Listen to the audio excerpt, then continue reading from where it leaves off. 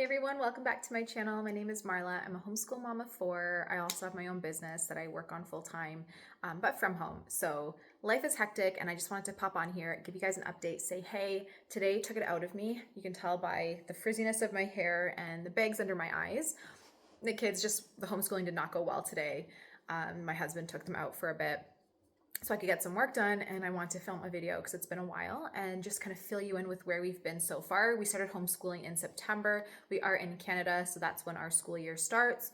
And man, it's been a whirlwind. So I have four kids. The oldest is turning 11, and then the middle one is turning 9. Don't even know my kids' ages. My daughter, the third, is turning 8 in a couple months, and then I have a toddler who's 2. So obviously the toddler's not homeschooling, but the 3 older ones are, and it's been a really big challenge. I talked about this in my other video, so I won't go into too much detail here, but I work full time, and then my husband also does. He has his own business as well that he started this past year. So it's been really hectic trying to homeschool and educate and all the extracurriculars with a toddler, with 2 of us working, and not a lot of childcare because we do have a huge family, but everyone's so busy and doing their own things that we're kind of, just to ourselves. I don't really have like babysitters or people that I trust with my kids and leaving my kids with, so they're with us. And so life does get quite hectic. I have a lot of health issues, and some of my kids have some food allergies or sensitivities, so I'm also having to cook everything from scratch. So yeah, life's just wild over here, and it's been really hard adapting this year. I find homeschooling the older kids is really challenging. We homeschooled them most of their life, and it was so much easier in the beginning when their school books are more simple and basic, but now they're like doing book reports and harder things, and it's just getting a lot more time consuming. Anyway, a few things that I want to update you guys on besides that is just some things that we're trying to do with the kids in terms of homeschooling to still keep them feeling like that's not all they do is school. They were in a private school the past 2 years, so coming back to homeschooling, they homeschooled first, then we did private school 2 years when life got really hectic with my work, and then back to homeschooling. So they obviously did a lot more field trips and stuff when they were at school, and I wanted them to still feel like they're getting that now that we're back to homeschooling. So we book different outings and trips. I try to do once a month something big, Legoland, Ripley's Aquarium, stuff like that. And then during the week, so if they had a really good school week, then we do something fun on the weekend to kind of, celebrate that. So it could be arcade or like the trampoline park or something like that where it's not as costly, but something still fun. Or we do something that's totally free, but fun. Like we'll go on a really big long hike with them and then get ice cream after or something like that.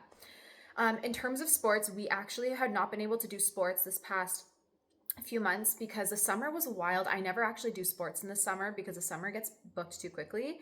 And they're already outside so much that I like to save the sports for the fall and winter where the weather's not as great, they're not outdoors as much, and there's less happening. So we just got them signed up for jiu-jitsu. They literally went once. They're going to start to do that, which I think is going to be exciting for them. And then my plan is in the winter to sign them up for indoor soccer. So that's kind of what we're doing for sports. My son said this year he doesn't want to do soccer and that he actually wants to try basketball. So I'm going to just look into other sports and kind of sign them up for what they are interested in. We are not a huge sports family in the sense of I want them to do travel sports and like I don't care if they go to university or college for sports. Like that is never something that has been like a huge priority for our family. I want them to be good at sports and active, but it's not something that they need to like be so intense with. So I let them pick what they want to do. And if that changes year to year, that they're never actually staying on a team for such a long time, it doesn't matter to me. As long as for me, they're more like being active, falling in love with moving their bodies, staying healthy, that kind of stuff. So my daughter's talking about wanting to do gymnastics. So I'm looking into that.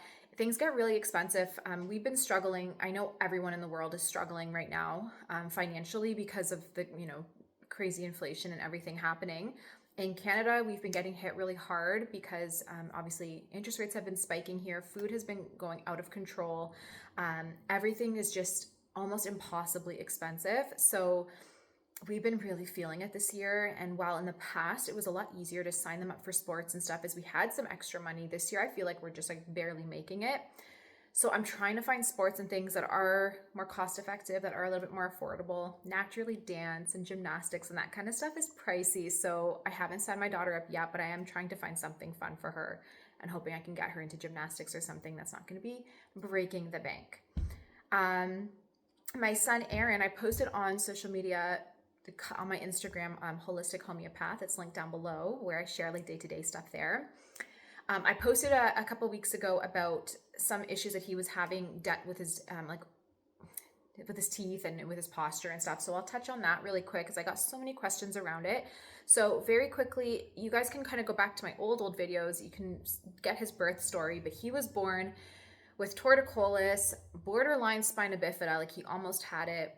I explained on Instagram that when I was pregnant with him and with all of my kids, I was vomiting like nonstop. Like I had hyperemesis, and it was one of the most aggressive cases that they have seen here, like in my area. And they gave me the Deglectin and all the other medications. They didn't help. And so what I ended up doing was just having to ride through it. And I was throwing up like anywhere from 10 to 16 times a day from the beginning of my pregnancy until the day I gave birth. So it just didn't let up. And it made it really difficult for me to take prenatals. I didn't take them. I just couldn't keep them down. It was really hard for me to keep food down. So I was really malnourished. I was rapidly losing weight during all my pregnancies. And so naturally, I had my first son. I was really young, so I had a lot of nutritional stores. But then when the second one came shortly after, my son Aaron, who started having issues, my body was so depleted from my first pregnancy and all the vomiting and not having the nutrition that I didn't really have, I don't think, much left for him. And my babies were like 9 pounds, like pretty big. So they took a lot of nutrients. Anyway, when my son was born, like I said, I didn't take prenatals. I just couldn't keep anything down. Like I would take them, I would just throw them up immediately. So he ended up with almost having spina bifida. He had a sacral dimple, and some other issues. And like I said, the torticollis, and some postural issues. So we did take him to a chiropractor who at the time kind of told us like everything's fine and he's corrected. And I didn't know anything about health and that kind of stuff back then. I just wasn't educated in that area. I was very mainstream, didn't really even believe in chiropractics or anything. And so we said, okay, you think he's good, he's good. And we kind of went on and didn't really think about it until the past couple of years when he's been rapidly growing. He's getting super tall. They're all like almost taller than me now. And we started noticing like his posture's really, really poor. He is starting to get mild scoliosis. His body is not even, like you can see him kind of leaning to one side. His jaw hasn't been growing as much as it should be, etc. And his jaw clicks. There's a lot of palate issues he's having. And we take him to this like dentist she takes a whole body approach, and she looks at every single thing and how the body functions to make sure that he's going to have optimal oral health.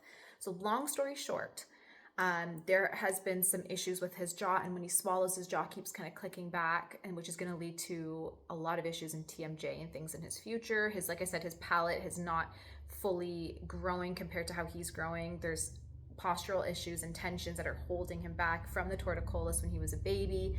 And now because his posture has gotten so bad from all the issues, he can't physically like straighten his posture. So it's all affecting everything. So now we're getting him to an osteopath who's working on the posture and trying to get everything regulated and fixing his hips. And then we're taking him to probably get an MRI in Buffalo so the dentist can see kind of what's happening with the palate and the plates and whatever in the jaw. And then do something called an ALF treatment, ALF. You guys can look into it. It's like an alternative to braces, but a lot better. It's a more holistic approach, less aggressive, but more effective at pulling the jaw and like helping it grow properly, shaping the jaw, the palate, the teeth, just correcting everything so his jaw's not clicking anymore, especially that he's getting bigger. So it's a therapy we should have done a couple years ago. We just weren't familiar with it. Now that should have been done between 6 and 8. He's turning 9, so he's a little bit behind, but we're hoping that we can still get him all caught up. But it's extremely expensive, which I'm like, I don't even know how we're gonna pay for it, but we'll figure it out. But my husband and I having our own businesses, we don't have insurance coverage or anything. So it's just everything's out of pocket. So it's just been like one challenge after the next with 4 children. But that's to be expected, I guess. Nothing can go smooth and perfect in life. But that's kind of where we're at right now. So my son's doing that. My youngest, my 2-year-old, is still doing great. I see all your comments here on YouTube asking about if his seizures returned or anything. So he's been doing great. He still does have some eczema if he eats foods that he's sensitive to, which we just try to avoid. But otherwise, he's doing really well with his skin, and his whole ear infection issues that he had in the past and stuff are corrected. We have not obviously tried nuts or anything. I think it's too soon since he had his anaphylactic reaction, which put him in the hospital. But my plan is to try to introduce nuts and things at some point in the future when we feel like his inflammation has been low enough for a long time that he's potentially outgrown things. I'm working on his gut, trying to like decrease his IgE, IgG, and IgM antibodies and boost his secretory IgA to kind of help mitigate a reaction to nuts, and hopefully we can try them in the future, just so I'm not as stressed when we're out in public. Being Middle Eastern, like any household we go to, there's nuts everywhere and in everything and in all the cooking, so it's really hard to avoid it. And so it just always gives me this anxiety when we're not in our home. But that's where everyone's at. Like I said, I have been really overwhelmed with homeschooling, and my whole plan is always to vlog and to share, but we're just not in that stage of life anymore where I'm able to just show up and make content all the time in terms of filming, because when we eat, it's like speed, speed, speed. When I'm cooking, I'm rushing around because the baby's trying to touch everything. There's no longer slowness in our lives, which has been hard to get used to. So that's been a challenge. My son's sleeping is still not great. Like, it's still hit and miss. Some nights he'll sleep and other nights he's up a lot. We have him sleeping with my daughter. We moved my son, my 2-year-old, we have really small bedrooms in our home. We've been wanting to move for a few years, but when the interest rates spiked, inflation hit, businesses obviously were struggling a little bit more, and then all the cost that comes with, 4 kids, it just was not possible to move yet. And so sadly, we weren't able to go into a home that's a little bit more suitable for a 6-family household, but we're still grateful we do have a home at all, and it is a beautiful home. But rooms are really, really, really small. We only have 3 bedrooms, and the way that they're positioned with the closet, there's really only space for 1 bed. He's too young to be on a bunk bed, but too old to be in a crib or a little toddler bed. So we got one of those beds from IKEA that has like a bed that pulls out from underneath. I forget what they're called, but essentially it's like a bed in a drawer. So you have like your normal twin bed, and then underneath there's another bed that you can pull out and tuck away when you're not using it. Because if you pull out the second bed, it takes up the entire room. You can't even walk. So we've gotten that bed for my son. He sleeps with my daughter for now until we move, and then we can find a better solution. But he's been doing well on that bed. Our problem was he kept trying to leave the bedroom like 100 times at night instead of sleeping. So we got one of those like plastic knobs to put on the doorknob that's like child locked. So he can't get out. Only my daughter can open the door if he needs to leave. Obviously, if he's screaming, we come to him. If he's just playing and keeps trying to leave the room instead of sleeping, then he can't. So that kind of was helpful, because then it keeps him he gives up, he goes back into his bed and falls asleep once he's bored. So that's been working okay for now, but the whole thing has been crazy experience the last couple of years with everything happening, like financially and children and health issues, and just so much going on. But we're doing well overall. And my son and my 2 older sons and my daughter, this past month, I really feel has made such a difference. I was struggling having the 3 older and then the little baby. And the past couple weeks, they have like just something happened. They've really stepped up. My daughter's been like, I don't even ask them, but I think they're just getting to an age where they're starting to mature a little bit more and like know how to help a bit more. And so like without me asking, my daughter's washing some dishes and she'll help me load the dishwasher. Like I don't ask her, she just does it in the morning. So like little things have been starting to just come off my plate, which has been so nice. They're old enough to change diapers now, and like on their own, they just don't even ask, they just do it. So I don't let them do number 2 because that's a whole complicated thing. But like they change if his diaper's getting full with pee. Obviously he's only 2, we haven't potty trained him yet. So they'll come in and they'll just swap that for me. So it's been getting a little bit easier, but he's such a high energy man. I've talked about that in other videos. Like there's like nothing, I've never seen anything like this in any kids. And everyone in my family, sorry, my eye is so itchy right now.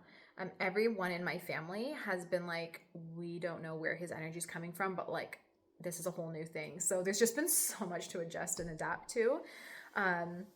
Last thing I will say before I end this video, just trying to summarize all of your comments and what's been happening the past few months. So I made a video a while ago talking about, or was it a podcast? I don't even remember, but I think it was a podcast where I talked about like my pelvic congestion syndrome and some of the health issues that I developed postpartum from having my youngest, Liam. So that's still been an issue, but I found something that has been helping a lot. So essentially, pelvic congestion syndrome is when you have the blood vessels in the pelvis that expand during pregnancy to bring more blood flow to the baby, the uterus, etc. And then they don't shrink after you have a child. And it's common with women who have had 3 to 4 kids for this condition to start to form. And it becomes really painful because then you still have larger blood vessels in the pelvis, but no baby, no need for extra blood flow. And so you just have a lot of blood flow in the pelvis, which makes it extremely painful. You feel very heavy, severe pain, like you can't be on your feet. You feel like blood's pooling. I can't explain it, but the pain is brutal. And so I still struggle with that. It leads to a lot of like bleeding during the month outside of the period. There's so much to this condition. But one thing that has been really helping is I've had to really shift the way that I do things around the house. So try not to make this video super long, but I kind of want to give you guys some insights into things too, just so you're updated on life, and maybe this, resonates with some of you if you're experiencing the same thing. I stopped picking up my son much, so I still hold him, but it's helped because now that he's like, he's not quite 2.5, but he's getting close. Now that he's closer to 2.5, he doesn't want to be held at all. Like he wants to just be sprinting and running around. So if I need him to follow me, I won't pick him up and bring him. I will say, hey, come to mommy, and then he'll walk to me, and then I'll take him where he needs to go. The only time I really pick him up is like in and out of car seats. If he's like running away in the store and not listening, then I have to grab him. Putting him into bed at night, just like little things. If he's climbing onto the counter, I need to remove him. Like I'll grab him and put him down, but it's just short bursts that I'm holding him for. That's been one of the things that's helped the most, because it's that taking the weight off that's been really helping. I have been, I have like a lot of these around my house now, these like footstools that I just literally put my feet up as soon as I'm sitting. I don't sit and let my feet dangle. They have to be elevated. So I put my feet up. I've been doing a lot of magnesium Epsom salt baths, and then doing some protocols too and stuff. But also with the gym, I changed how I've been working out. So when I first started working out, I wanted to work out like how I used to, which was really trying to build strength and build a lot of muscle and be like really healthy and strong in that sense, which I'm still doing. But it was a lot more weightlifting, which I love. But I figured like long term, I can't maintain all of this like progressive overload and continuing to increase my weight with pelvic congestion. So I know now the weight I can lift, and then when it becomes too much that I'll start bleeding or start having the pelvic congestion flare. So I've gotten okay with not lifting as much as I actually can lift and just lifting weights in general. And I'm doing more functional training, more like circus style training with much lighter weights. It's not my max, and sometimes I feel like, is anything even happening? But it is, because I still like see the body changing. I see myself maintaining my muscle, so it's fine.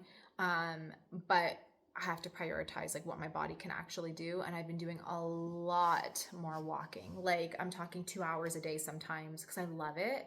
And I have a treadmill downstairs, so when the kids are sleeping, I can just watch a movie and go on the treadmill, or if I'm at the gym or we hike a lot, like I can just use it. It's really easy. So I've been doing a lot more walking, a lot less weightlifting, and it'll change. My workouts are always going to change as I, get older and things happen in life, but I'm just like learning to adapt to the stage that I'm in right now, which is I can't lift very heavy if I don't want to have a flare. So if I'm hip thrusting, like I know I cannot go beyond like 140 pounds. If I'm squatting, I'm not going to go beyond 80 pounds, things like that. So I know like basically when I was lifting, what would elicit a reaction? And then I look at the weight that I increased to, and I'm like, okay, well, that doesn't work. Let's go back to where I was or less. And so I just stayed on the less side, so I'm not triggering anything. But I really like the functional training a lot more because it's shorter.